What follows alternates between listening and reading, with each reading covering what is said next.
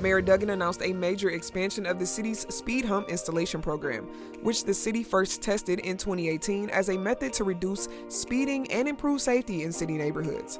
Under the mayor's plan, the Department of Public Works will nearly quadruple the number of speed hump installations it performs next year to 4,500, up from the previous high of 1,200 this year. The speed humps are one part of the city's traffic calming efforts to increase overall neighborhood safety and slow down motorists in those areas with high pedestrian traffic. The 4,500 locations for speed humps will be on streets with a 25-mile-per-hour speed limit. For more information regarding speed hump installation, visit detroitmi.gov.